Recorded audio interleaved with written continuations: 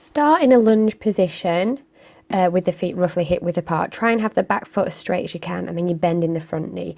You start twisting with the opposite arm towards the outside of the knee, and you're pulsing for 5 or 6 pulses, moving from the breastbone. Then you move to about mid-thigh, and then from there into hips. So again, you don't need to keep coming all the way out of the movement. Try and pulse towards the end of the range. From hips, you move to waist height, from waist height to chest height, and then finally up to shoulder height. Again, depending on the time, normally 5 or 6 pulses is adequate.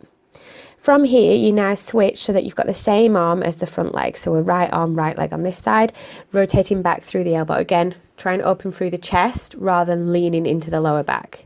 Then you start to open the arm. Imagine that you're throwing and catching a ball. Move the head so you're looking where you're moving, and let the hips relax. Then you start to straighten the arm up towards the ceiling, and then straightening the arm out all the way up to the top eventually. Again, make sure that rotation's coming through the upper body and chest without leaning into the lower back.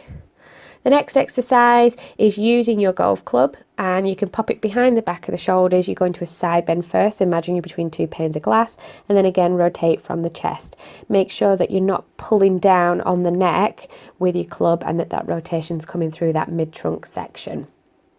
We can then progress this by adding in some more shoulder mobility works. Again, using your club, you can just lift and lower the arms overhead. You could take this into a side bend, or we can use that rotation from the previous exercise. So side bend, full rotation with those arms up in the air. So again, we're trying to start challenging those shoulders within that full golf swing range of movement. You can then replace the club behind the shoulders and just go through upper body twists, right and left, either full the through range or twisting from one side to the other. This squat technique, bending the knees, leaning forward through the trunk, but try and keep the back nice and flat. Again, using that club, rotating through that chest. So this is starting to mimic the bottom phase and the prep of that golf swing.